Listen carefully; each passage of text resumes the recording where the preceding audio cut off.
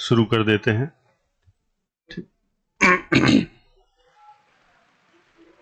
इधर भी तो नहीं है।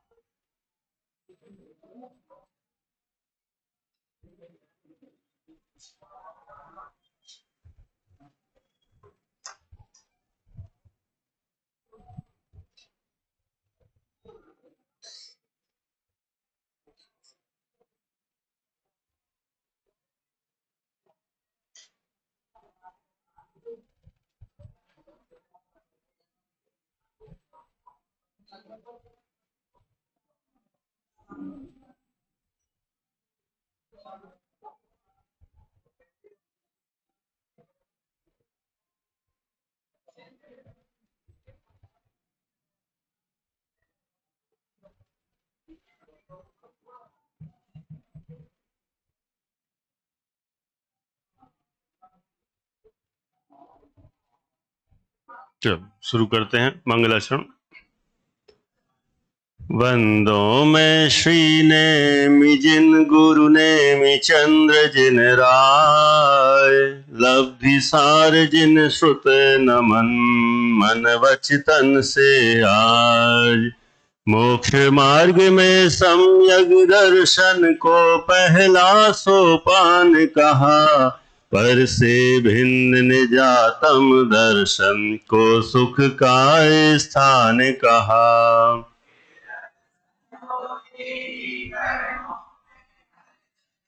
जाती है दर्श मोह का उपसम क्षय, उपसम वाक्षय कहलाती है।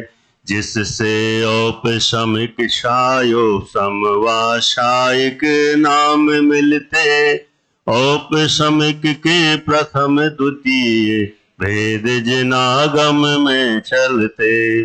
प्रथमोपम के पूर्व नियम से पंच लब्धियां होती है। क्षय उपसम विशुद्धि देशना प्रायोग्य करण ये होती है।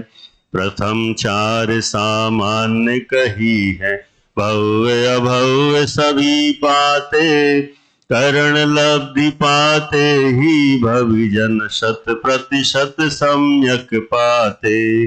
अधा अपूरव तीन करण ही कारण है, इनके अलावा शेष प्रवृत्ति सबकी सब साधारण है। अतः इन्हीं का कथन अब करने का है भाव। ध्यान पूर्वक श्रवण करो, धरो चित्त में छाव।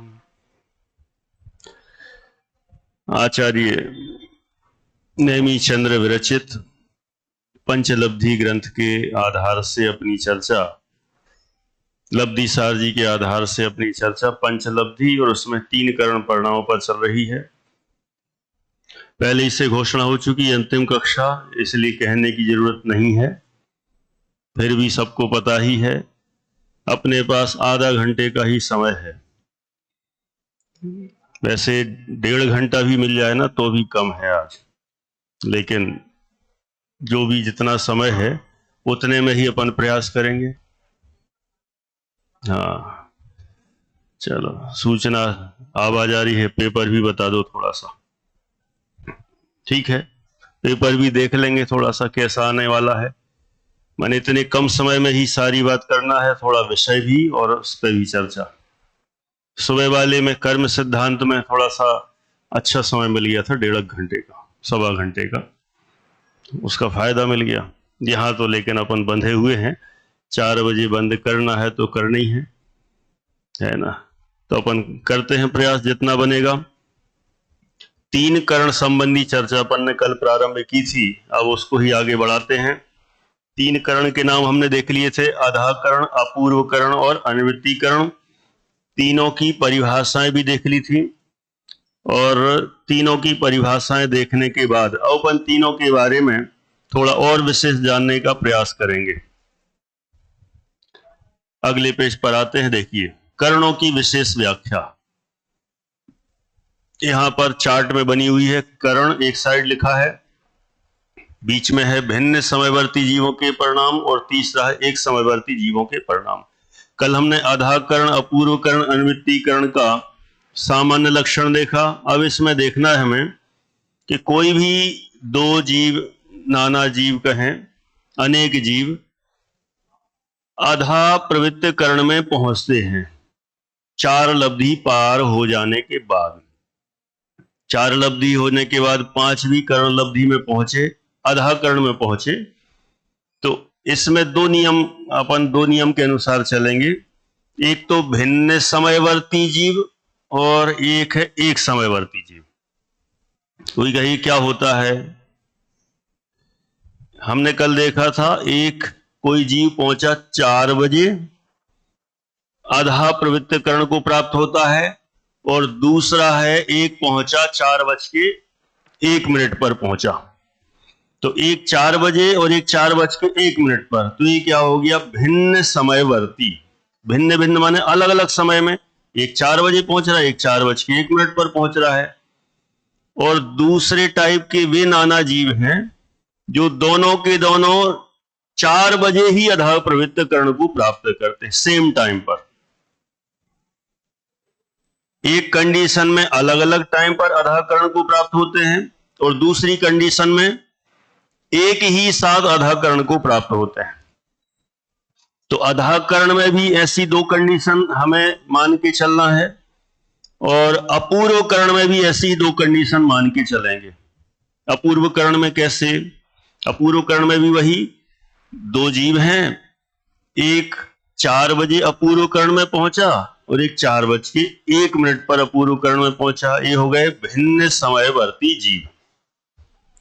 और अपूर्वकरण में एक समयवर्ती माने 2 व्यक्ति एक साथ अपूर्वकरण में पहुंचे, तो ये हो गया एक समयवर्ती जीव। फिर अनिवृत्तीकरण में भी सेम कंडीशन लागू होगी।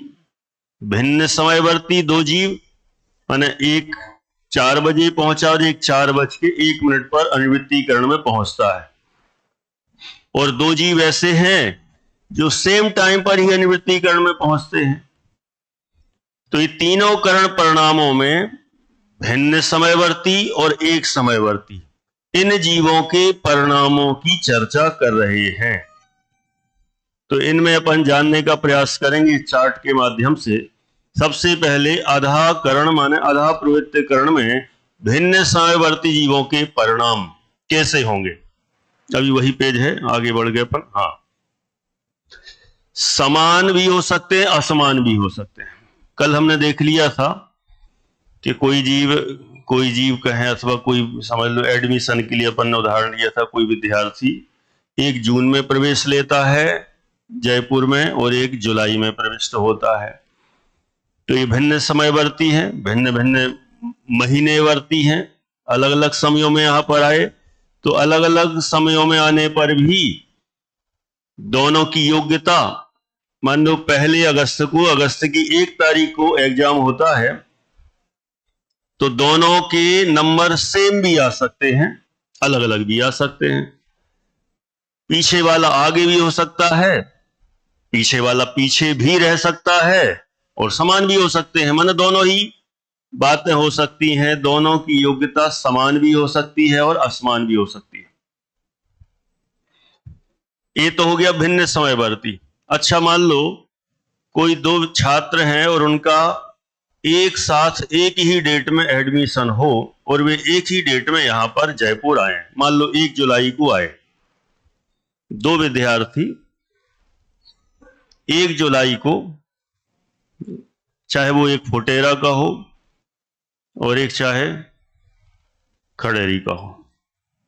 ठीक, एक फोटेरा का है, एक खड़ेरी का है। 2 विद्यार्थी जुलाई महीने की 1 तारीख को टोडरमल स्मारक में प्रवेश लेने आते हैं।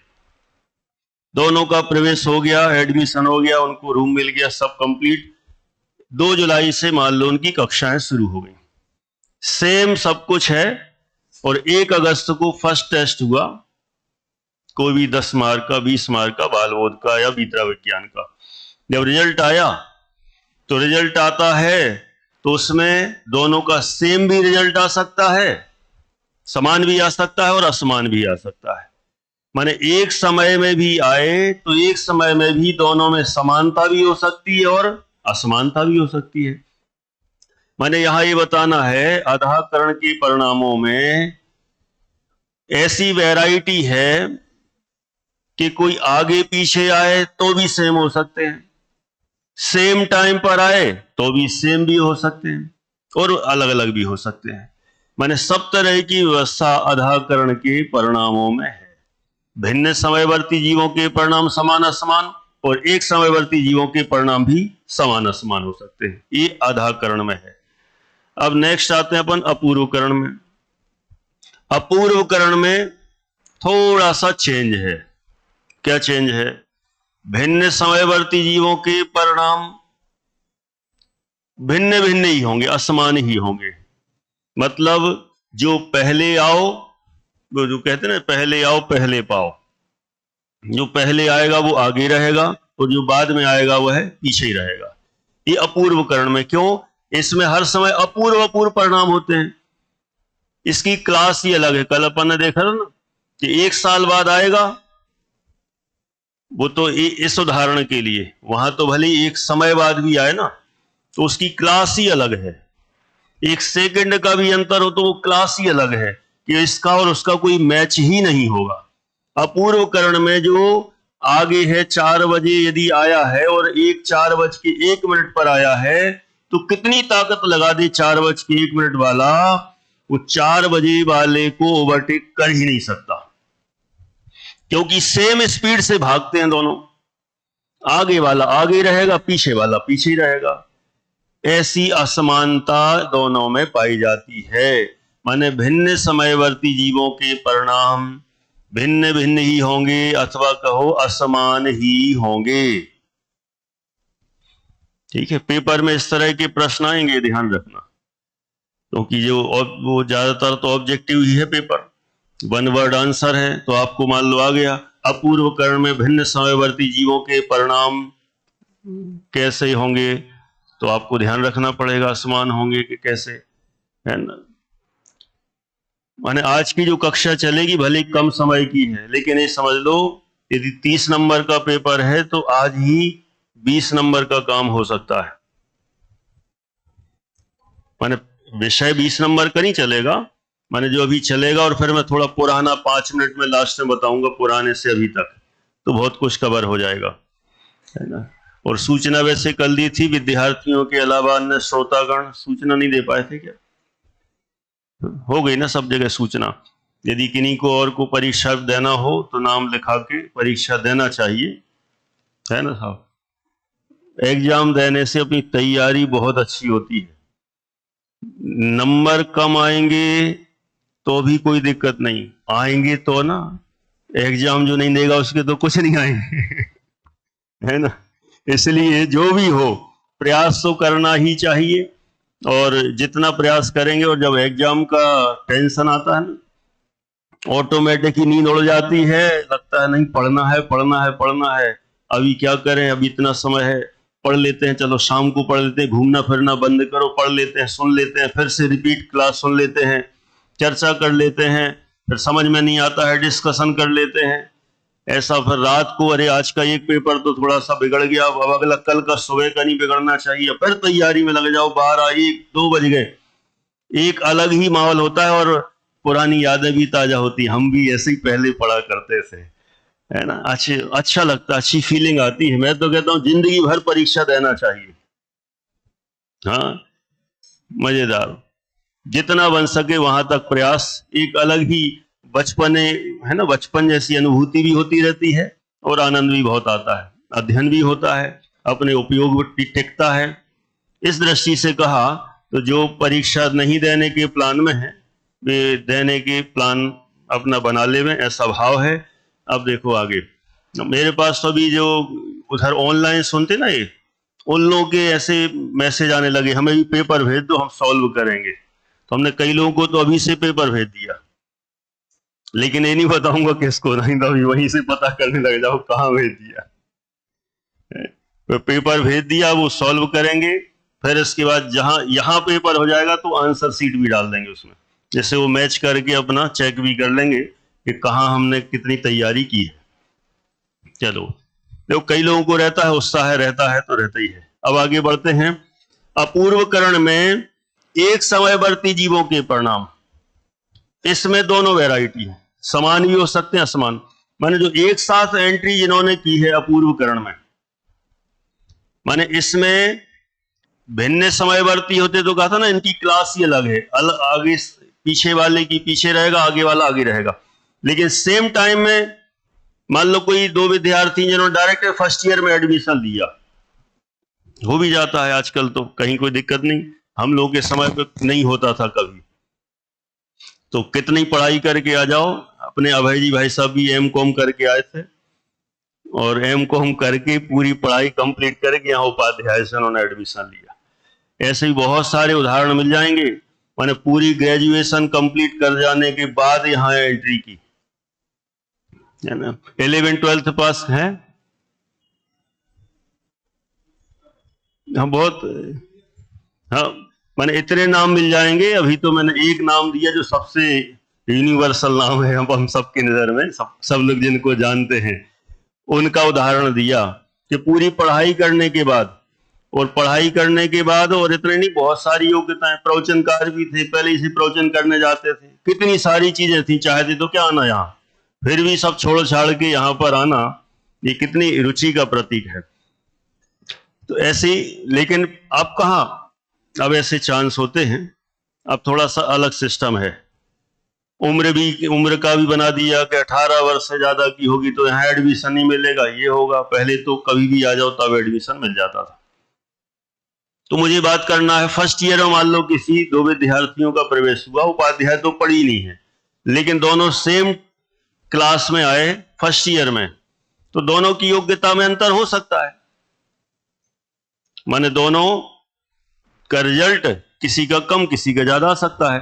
तो अपूर्वकरण में भी जो दो अपूर्वकरण में एक साथ गए हैं, दो व्यक्ति दो जीव, उनके परिणामों में समानता भी हो सकती है और असमानता भी हो सकती है, ये अपूर्वकरण में। तो आधाकरण से इसमें एक चेंज हुआ, कौन से में, भिन्न समयवर्ती में चेंज है, एक समयवर्ती वाले में एक जैसा ही है सिस्टम।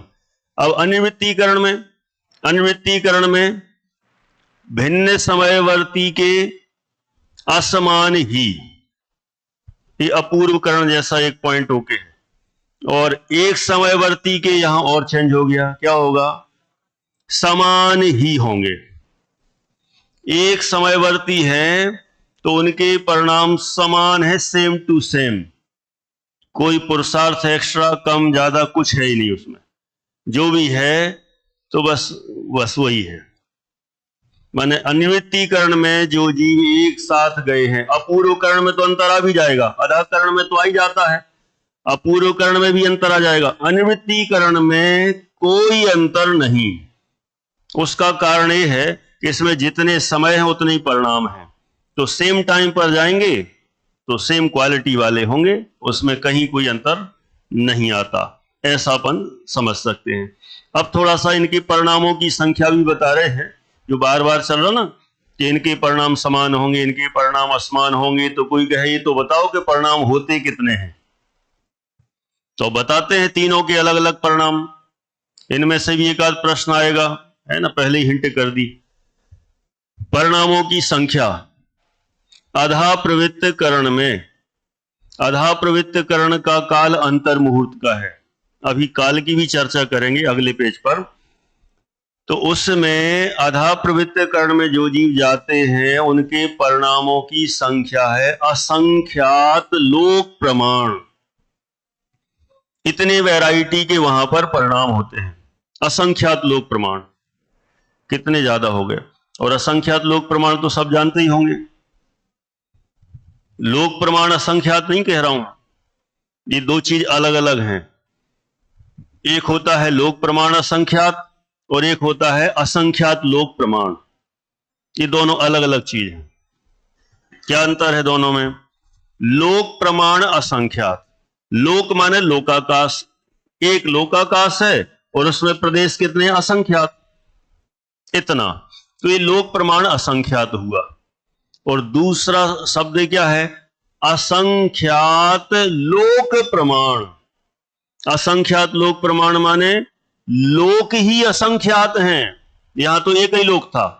असंख्यात लोक माने एक लोक, दूसरा लोक, तीसरा लोक, चौथा लोक, पांचवा लोक, ऐसे कितने लोक?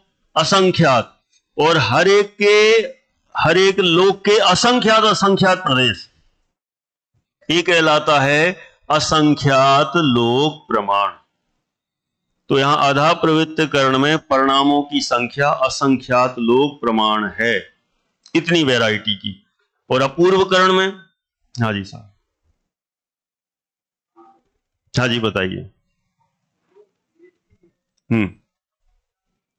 हाँ, आपका प्रश्न है कि जब लोक एक ही है तो असंख्यात लोक कहां से आ गए? बराबर। असंख्यात भले ही नहीं आए, लेकिन माना तो जा ही सकता है।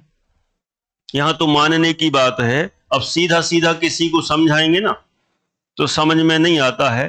तो माप के तौर पर लोग तो एक ही है, लेकिन हमें मापना है किसी चीज को, तो हमने कैसे मापा? जैसे एक लोग है, इतने परिणाम, और इसमें तो कितने हैं? इतने ही बस नहीं है।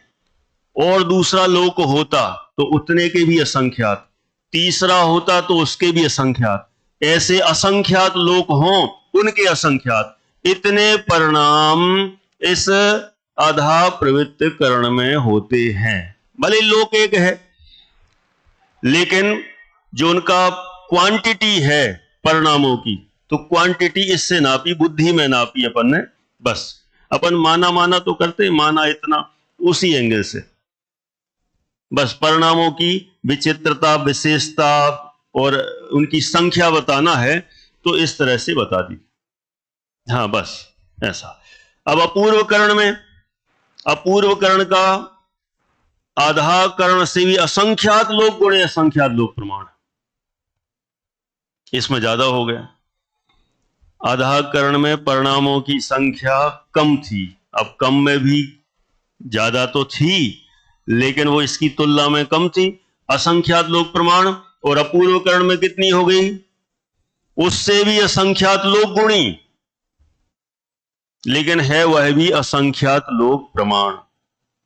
कोई कह सकता है उसके भी असंख्यात लोक प्रमाण, इसके भी असंख्यात लोक प्रमाण, फिर बीच में ये असंख्यात गुणा कहां से आ गया? असंख्यात के भी असंख्यात प्रकार होते हैं, इसलिए आधा प्रवृत्त करण में जितने असंख्यात लोक प्रमाण परिणाम हैं, उनसे भी असंख्यात गुणे अपूर्व करण में हैं, लेकिन हैं वे भी असंख्यात। ठीक है। अब तीसरे नंबर पर आते हैं अनुवृत्तीकरण में। अनुवृत्तीकरण में भी असंख्यात ही हैं, लेकिन इसके कितने असंख्यात कहे? जितने इसके समय उतने इसके परिणाम। मान लो अनुवृत्तीकरण के 100 समय हैं। अनुवृत्तीकरण का काल वैसे अंतर मुहूर्त का है, लेकिन अपन ने वो अंतर मुहूर्त को अपन ने माना 100 समय का वो अंतर मुहूर्त है। तो 100 ही उसके समय होंगे और 100 ही उसके परिणाम होंगे। 100 माने हैं, 100 होते नहीं, होते तो असंख्यात।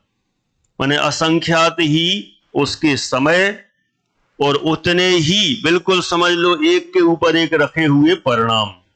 जैसे वो कहते ना, किसके काल द्रव्य, काल द्रव्य कितने होते हैं?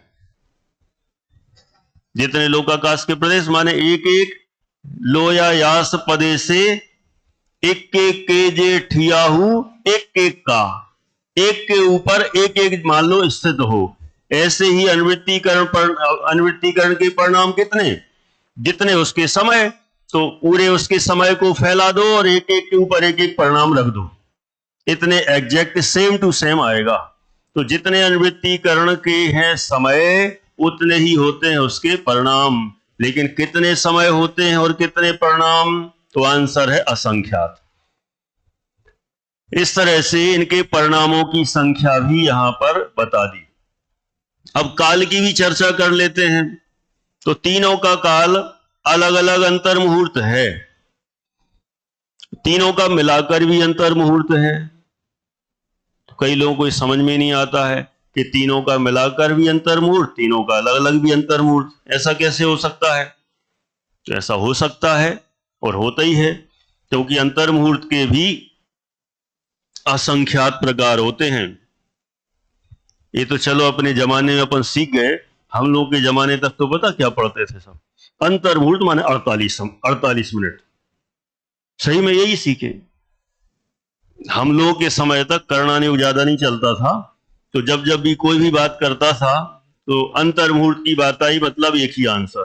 क्या आंसर? ना बड़ा ना छोटा, कुछ था ही नहीं, एक ही बात चलती थी। क्या? अंतर मुहूर्त मतलब 48 मिनट, बस, और कोई दूसरी बात ही मत करो। ये तो बाद में अब थोड़ा सा करणानुयोग का अभ्यास करने लगे हैं सब, तो इसलिए वो थोड़ा सा सूक्ष्मता से अध्ययन चालू हो गया। तो अंतर मुहूर्त भी असंख्यात प्रकार का है। यहां तो अब 3 वैरायटी का बता रहे हैं। आधा प्रवृत्त कर्ण का काल भी अंतर मुहूर्त है, अपूर्व कर्ण का काल भी अंतर मुहूर्त है, अनुवृत्ति कर्ण का काल भी अंतर मुहूर्त है। जब तीनों का अंतर मुहूर्त है तो सेम है क्या? नहीं, सेम नहीं है। तीनों के अंतर मुहूर्त में अंतर है। आधा प्रवृत्त कर्ण का अंतर मुहूर्त काल सबसे बड़ा है। अपूर्व कर्ण का अंतर मुहूर्त काल आधा कर्ण से संख्यात गुणाहीन है। संख्यात गुणाहीन है माने छोटा हुआ। किससे छोटा हुआ? आधा कर्ण के अंतर मुहूर्त से छोटा हुआ। और अनुवृत्ति कर्ण का ये भी अंतर मुहूर्त है, लेकिन अपूर्व कर्ण से संख्यात गुणाहीन है, माने अंतर मुहूर्त छोटा होता जा रहा है। देखो, समय कम होता जा रहा है, विशुद्धि बढ़ती चली जा रही है। असली काम तो यही है ना? जैसे मान लो लास्ट के ओवर कम होते चले जाते हैं और रन बढ़ते चले जाते हैं, ज्यादा पिटाई होती है। ऐसे यहां पर भी कर्मों की ज्यादा पिटाई होती है। जितने जितने ऊपर बढ़ते चले जाते हैं, समय कम होते हैं, और कम समय में ही ज्यादा काम होता है। हमने तो हर जगह देखा। अच्छा मुझे बताओ, आप लोग कॉलेज की पढ़ाई कितनी करते हो? कुछ नहीं, 8 9 10 महीने तो ऐसे ही जान दो। आखिरी का जो 1 महीना बचता है, 1 महीना भी नहीं, अच्छा 1 ही दिन। अब वही मैं कह रहा हूं कि कई लोग तो ऐसे पढ़ते नहीं साल भर, अब बस एग्जाम का टाइम, फिर जब आगे टाइम टेबल आ गया, अरे कोर्स बता ना क्या है। सिलेबस में कौन कौन सी किताबें हैं, पता ही नहीं है कि साल भर क्या चल रहा है कॉलेज में। तो बाद में पूछेंगे अरे क्या क्या आएगा, इसमें क्या क्या आता है, उसमें क्या क्या आता है, अरे बताओ ना। फिर ऐसा वैसा सब पता करेंगे, और जो साल भर में कुछ पढ़ाई नहीं की, अंतिम कम समय बचा है उसमें इतनी पढ़ाई होगी, फर्स्ट डिवीजन 70%, 75%, 80%, ऐसा होता है। और तो देखो, मान लो समझ लो अभी एग्जाम के टाइम पढ़ाई कर रहे हैं, उसमें भी कम। जैसे कल सुबह पेपर है, तो आज देखो लास्ट डे जो पढ़ाई होगी, उसकी सूक्ष्मता, पावर, दिमाग इतना फास्ट काम करता है कि मानो पूरा साल भर का सिलेबस एक बार में ही पी गया हो। कहता हूं इतना सूक्ष्म उपयोग हो जाता है, जितना कम समय मिलता है, और है उतना एक एक मिनट कितना उपयोगी होता है। ऐसे यहां पर है, जितना जितना समय कम होता चला जाता है, उतना उतना काम बहुत फास्ट होता जाता है, उपयोग बहुत सूक्ष्म होता चला जाता है, और सम्यक दर्शन के बिल्कुल निकट होता चला जाता है। अभी तो एक करणानुयोग वाली भाषा चल रही, तो लग ही नहीं रहा कि सम्यक दर्शन की बात चल रही है। अभी तो इसमें असली काम होना बाकी है कि जितना आगे आगे बढ़ते चले जा रहे हैं, यहां तत्व ज्ञान निर्मल होता चला जा रहा है ना? भले ही 5 मिनट अपनी चर्चा हो पाएगी, लेकिन अपन करेंगे। अब आगे बढ़ते हैं। देखो, समय कम है अपने पास, शंका समाधान थोड़ा बाद में कर लेते हैं, नहीं तो मुझे पता है गौतम गणधर लोग तो पीछे पड़ गए, तो यही पूरा विषय हो जाएगा। थोड़ा रुक जाओ। अभी शंका समाधान के लिए मैं किसी को कहता नहीं हूं ऐसा, लेकिन अभी आज देखो घड़ी 7 8 मिनट बचे हैं, 7-8 मिनट में, जैसे यहां पर भी कम समय में बहुत काम करना है, ऐसे ही अपन को भी करना है, इधर भी अंतिम समय में ही ज्यादा काम हो रहा है। अब यहां बात आती है करण परिणाम की। तो करण परिणाम अपन ने देखे कितने? 3। ये 3 करण परिणाम कितनी जगह होते हैं, कहां कहां होते हैं? तो 3 करण परिणाम होते हैं 6 जगह। 6 जगह होते हैं। अब कितनी, कौन कौन सी 6 जगह होते हैं और किसके लिए, इसके लिए होते हैं, तो वो आंसर देते हैं। आप देखो जरा अगले पेज पर। पहला नंबर, प्रथमोपसम सम्यक्तु की प्राप्ति के लिए 3 करण परिणाम होते हैं। प्रथमोपसम सम्यक्तु कहां होता है? चौथे गुण स्थान में, 5वें में अथवा 7वें गुण स्थान में। तो इन तीनों गुण स्थान में जाने के पूर्व जो प्रथमोपसम सम्यक्तु होता है उसमें तीनों ही करण कंपलसरी हैं। आधाकरण, अपूर्वकरण, अनुवृत्तिकरण। जब अनंतानुबंधी की विसंयोजना होती है तब भी तीनों करण चाहिए। और अनंतानुबंधी की विसंयोजना कहां होती है? चौथे, 5वें, 6ठे, 7वें में, इन 4 गुण स्थानों में। नंबर 3, शायक सम्यक्त्व के लिए, जब शायक सम्यक्त्व होता है वहां पर भी उसके लिए भी 3 करण परिणाम चाहिए। शायक सम्यक्त्व में दर्शन मोहिनी के जो 3 भेद हैं तीनों ही नष्ट होते हैं, तो उनको नष्ट करने के लिए भी तीनों करण परिणाम चाहिए। और शायक सम्यक्त्व कहां होता है? चौथे से 7वें गुण स्थान में कहीं भी, चौथे में भी, 5वें में भी, 6ठे में भी अथवा 7वें में भी। अब आगे बढ़ते नंबर 4। ये सब अच्छे से ध्यान से सुनना, इसमें से भी प्रश्न बनने वाला है। बिल्कुल, जो अभी एक पेज आएगा मतलब वहां से एक प्रश्न पक्का समझना, और कहीं 2 भी हो सकते हैं, इसलिए आप बराबर बहुत सूक्ष्मता से यहां पर उपयोग थमाए रखें। द्वितीयोपसम सम्यक्त्व जब भी होता है तो उसके लिए भी तीनों करण परिणाम होते हैं। और द्वितीयोपसम सम्यक्त्व कहां से कहां तक? चौथे से 7वें में कहीं पर भी, चौथे में भी, 5वें में भी, 6ठे में भी, 7वें में भी, तो वहां तीनों करण परिणाम। आगे उपसम श्रेणी, उपसम श्रेणी जब चढ़ते हैं तो वहां पर भी तीनों करण परिणाम चाहिए। अब उपसम श्रेणी के गुण स्थान कौन से हैं?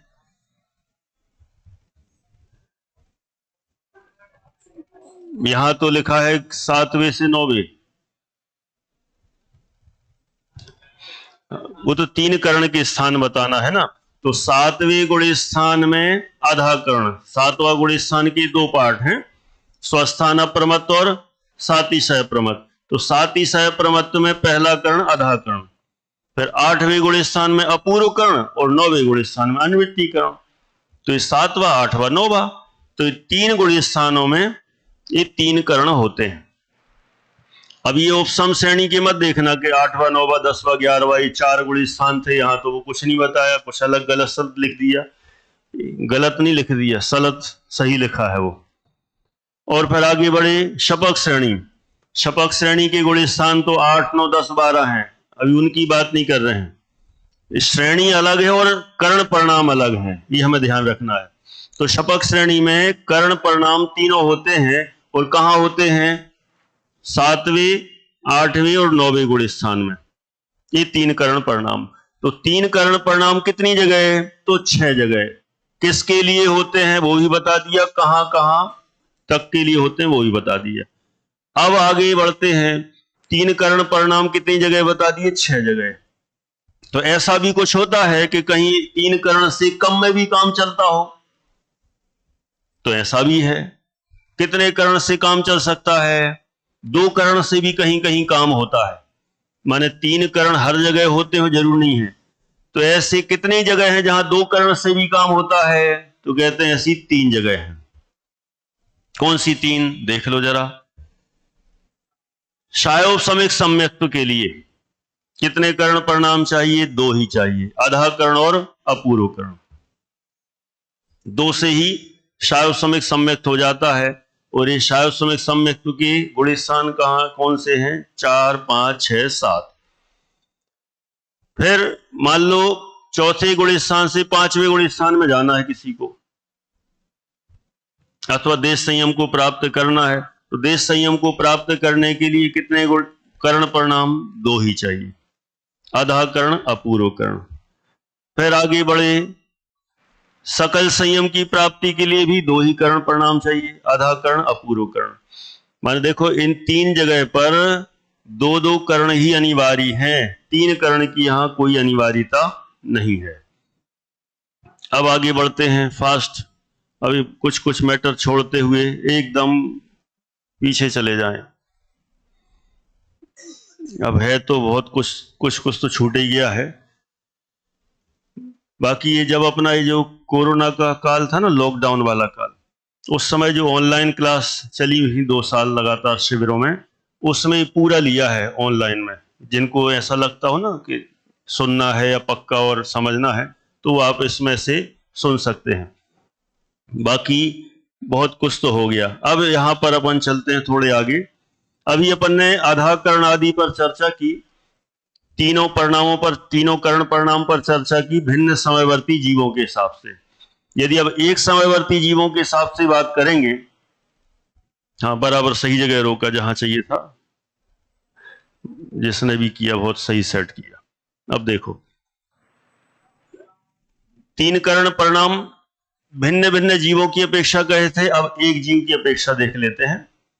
एक जीव की अपेक्षा आधा कर्ण परिणाम, उसमें उनके परिणामों में एकदम विशुद्ध परिणाम हो जाते हैं। और ऐसे परिणाम, ऐसे विशुद्ध परिणाम जो समझ लो कि अध्यात्म की भाषा में कहें आत्माभिमुख परिणाम। अभी उसके उपयोग देव शास्त्र गुरु से भी हट गया, सब जगह से हट गया। अब उसका उपयोग पूरा का पूरा आत्मा की ओर झुक रहा है। अभी तक झुका तो पूरा नहीं है, लेकिन सब जगह से हटके आत्माभिमुख परिणाम हो चुके हैं।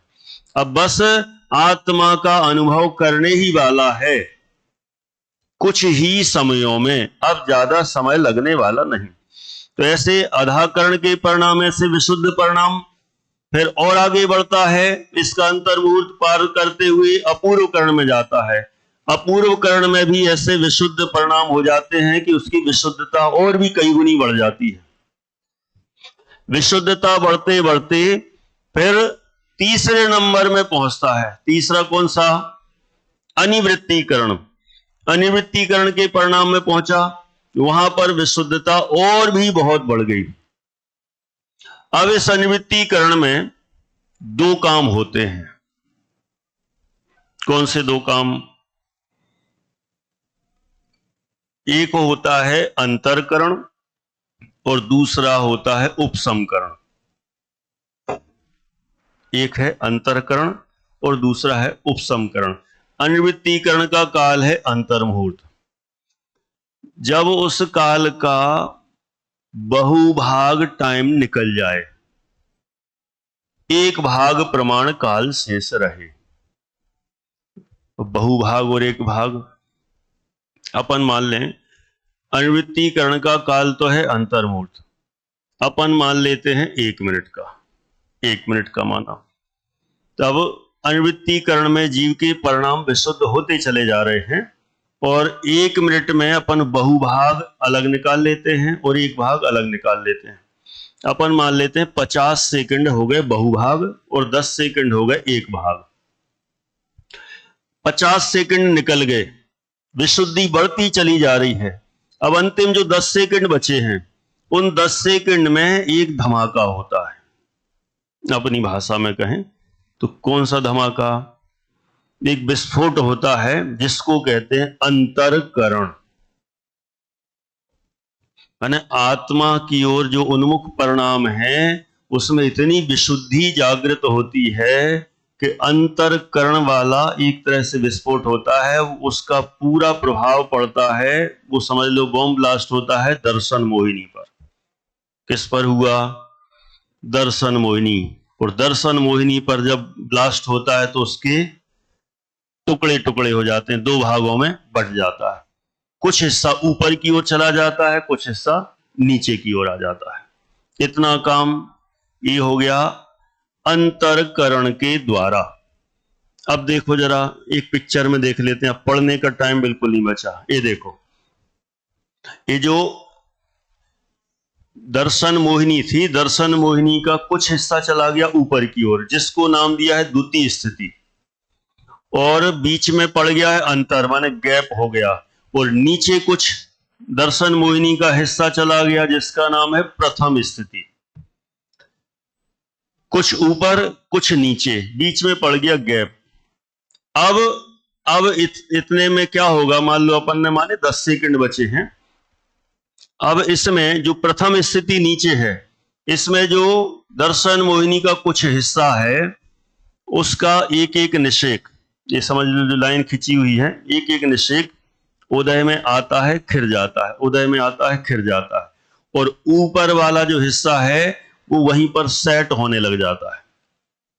ऊपर वाला हिस्सा वहीं सेट होने लग जाता है। सेट होने का मतलब वह दबने लग जाता है, वहीं थमने लग जाता है।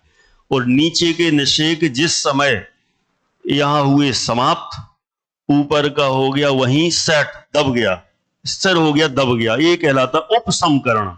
और ये जब सिचुएशन बनती है तब इस जीव को प्रथमोपसम सम्यक दर्शन प्राप्त हो जाता है। नहीं, वे 10 सेकंड जो बचे थे वे भी समाप्त हो जाते हैं। नीचे के जो आए हैं वे निषेक वे समाप्त हो जाते हैं, उदय में आकर खिल जाते हैं। और ऊपर की द्वितीय स्थिति में जो दर्शन मोहिनी के निषेक थे वे उपसमित हो जाते हैं, दब जाते हैं। इसी को ही कहते हैं उपसमकरण, अथवा इसको प्रथमोपसम सम्यक की प्राप्ति हो जाती है, ऐसा जानना चाहिए। समय हो गया, ठीक। अब बस 2 मिनट में ही अपन पूरा करेंगे। पंडित जी साहब भी आ गए, एग्जाम की सूचना मुझे नहीं है। अच्छा चलो ठीक है। अरे अच्छा, ये प्रशिक्षण शिविर थोड़ी है, हम तो सोच रहे थे अपने प्राचार्य महोदय आ गए हैं, पंडित जी साहब, कमल जी साहब। अब सूचना होगी कि अब आपकी परीक्षा वहां पर, वैसे यहाँ पर भी तो देखते होंगे। हाँ, तो फिर तो वही बात, अच्छा लगता है, लेकिन आप रहते देखते हैं, आपको देख के है प्रशिक्षण शिविर चालू हो गया। चलो अब बस 2-3 मिनट में अपन पूरा कर देते हैं आज। चलो अच्छा रहा भाई जी, भाई साहब भी नहीं आए, ऐसा ना उनने सुन लिया हो कि इनको समय ज्यादा चाहिए है तो थोड़ा ले लो।